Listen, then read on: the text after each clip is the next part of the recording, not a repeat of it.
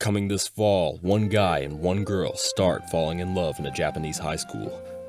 But that love train's gonna have to wait a little bit, because aliens show up and they're trying to take over the planet probably, because that's just what aliens do, and also some other things, but you don't want to know about that here, because these lovebirds have another thing coming. A pervert grandma shows up, and you better bet your bottom dollar that she wants his family jewels. But get this, a hot grandma shows up, she's in the story also, and they're probably gonna have to give each other the business in Dandadan, Grandma Fight 3 or something.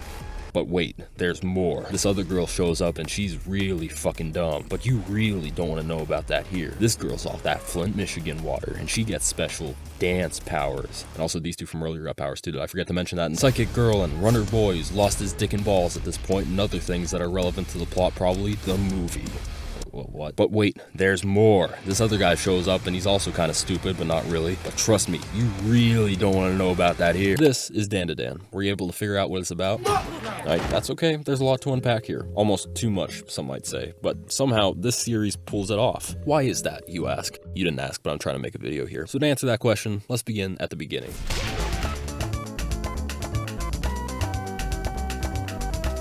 Ken Takakura. He's good at heart, but probably self-identifies as insecure and a little bit sad. So he fills this void with an obsession with aliens. Seems strange. But many say that beauty is in the eye of the beholder, and to most beholders, this guy's probably still a fucking weirdo. Look at his haircut. Momo Ayase is a bold, loud girl with a hot temper. She strips Ken Takakura of his names, and she crushes hard on Ken Takakura. No relation. This poor bastard's name is Okarun now, and we'll refer to him as such for the remainder of this episode, for brevity. Now Momo may be fierce, but much like Okarun, she's also good at heart too. But that's not the only thing these two have in common, because they're also both incredibly retarded. Okarun believes in aliens, but Momo, she believes in ghosts, and they both got their heads stuck so far up their asses that they don't even want to consider that the other might be right, even though they're actually both crazy. So to prove to each other that either is real, Okarun sends Momo to an abandoned hospital where he believes for a fact that she will be abducted, and Momo sends Okarun to an abandoned tunnel where she believes for a fact that he will get cursed.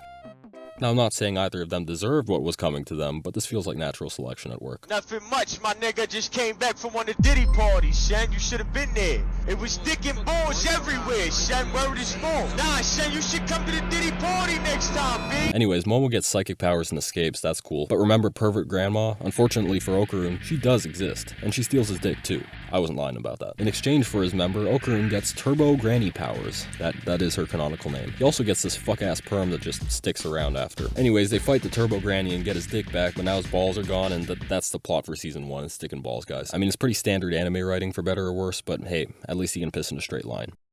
Oh yeah, that's right. The whole time you watch Dandadan, you get the feeling that Yuki Nobutatsu, the author, couldn't quite figure out what he wanted to write about, so instead he just said fuck it and fired shots in the dark and hoped something stuck. Sure, Okarun needs his balls back, but we've also got this alien yokai conspiracy, the main romance arc, the fake romance arc, the other fake romance arc, and also this random shit that just happens every other episode. To an outside observer, the writing may seem a bit too dense to digest, yet somehow by the end of the season, it still makes sense and you're still hungry for more. Why is that?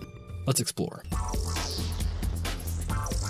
At the beginning of a new story, the main characters are often thrust into a brand new environment where they can't even wipe their ass without help. This is where we introduce mentors. These guys get them on their feet and prepare them to face a dangerous new world, and also their skid-marked boxers. Now remember Granny, who's definitely not a granny? She is a mentor, but not in the same way these guys are. This is important. Poser Granny is a powerful spirit medium, but her power is just an area effect. If you get fucked outside this extremely limited radius, you are actually fucked. No one is coming for you. So instead of helping them directly, Granny usually gives Momo and Okarun a few words of wisdom, sends them off to die, and spends the rest of the time watching variety TV and scratching her ass. Is this child negligence? Debatably. But does it also promote character growth? Absolutely. It actually reminds me a lot of Gojo's teaching method in Jujutsu Kaisen, where he sends his students into potentially life-threatening missions to build their strength. Now these stories both have a lot of information to process, but only this one gives me aneurysms. The key here is one word: info dumping. Look, Yuji, see how I touch this hand, Yuji? Well, actually, I'm not touching him, but rather getting closer to him via the infinitely decreasing distances of a converging series. This is calculus at work, Yuji. You ever take calculus, Yuji? If you take calculus, you can manipulate space and matter to rip the earth apart, Yuji. Look, Yuji, I just made a fucking black hole, Yuji. Now I love Jujutsu Kaisen, but sometimes I feel like we need a bit more of show, don't tell. Notice how shit just happens in Dandadan without explanation? This is great for me, since Subway Surfer Reddit stories have long left me incapable of critical thought. By leaving things unexplained, the viewer doesn't feel like they're getting overwhelmed or that the characters are leaving them behind. We're working with the exact same information they are, so when they adapt adapt to a situation, we can see easily how they did it. When the Nessie Godzilla inbred thing shows up, they don't say, well if it isn't my lifelong rival, the Nessie Godzilla inbred thing. No, they say, why the fuck is the school flooding? It isn't Florida. But that's not to say there aren't any rules to the chaos. We already know Poser Granny has a small sphere of influence, but there are other restrictions. For example, Okarun can only go all out twice, and Momo's psychic powers are limited by grip strength. There is a system here. The difference is that these rules are simple and easy for my TikTok brain to understand, and not, oh yes, by using my cursed energy to create an arbitrary center of gravity and colliding it with its repulsive counterpart created by multiplying cursed energy against itself to create positive energy,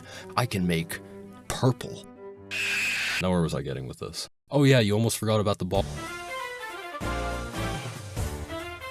Remember how one of the main drivers of this season is that this guy's walking around with an empty scrote? I almost ended up forgetting about that, and that doesn't really bother me. Yes, Okarun needs his balls back, that's a main driver of this season, whatever. But Yukinobu didn't put all his eggs in that basket. Instead, he doubled it and didn't give it to the next person. Dandadan is just as much a romance as it is a shonen. The incredibly animated fights were what made you show up, but maybe they're not what'll keep you around. This story doesn't spare a minute either selling its characters to us or developing their relationships. And by the time we're not focused on all the alien shit, I don't even care. Momo and Okarun's relationship is especially dynamic. A grounded struggle between an assertive girl who wants to maintain a connection and a meek boy who wants just as much, if not more, but keeps selling himself short and second guessing her. You actually start to sympathize with this guy so much that when you first see Gigi on screen, you may think, oh, this guy's a homewrecker. Momo, how dare you casually converse with a member of the opposite sex, you filthy harlot. It's become increasingly clear in each episode that Momo likes Okarun, but that doesn't matter. The viewer's been watching through his lens the whole time. The lens of someone who's good at heart, that wants and deserves friendship, but also feels too helpless and inadequate to pursue it. So when he sees his first and only friend and romantic interest taken away from him, it cracks his composure. We, the viewers, become hostile to that too, a perceived threat to his newfound happiness. These feelings are selfish and possessive, but they are real. And you also see that a lot of the villains in that same sense are real too. Episode 7 is a prime example of this, and also one of the most beautifully written and produced episodes I've seen in a while.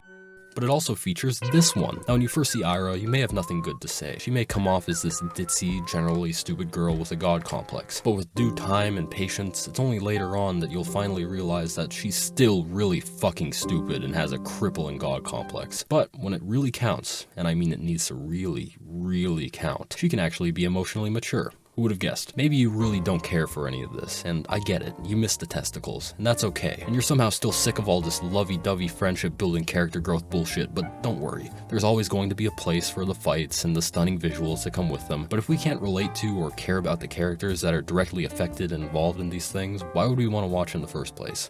Dandadan gets this, and for that, I give it at least the bare minimum out of 10. Care about the characters? For fuck's sake, that's basic storytelling 101. Fuck you, Rent-A-Girlfriend. It's been 2 years and it's still a steaming hot pile of ass. A grandma and a high school boy fighting over dick and balls? Sounds to me like a battle of the bulge. I'll be here all night, guys.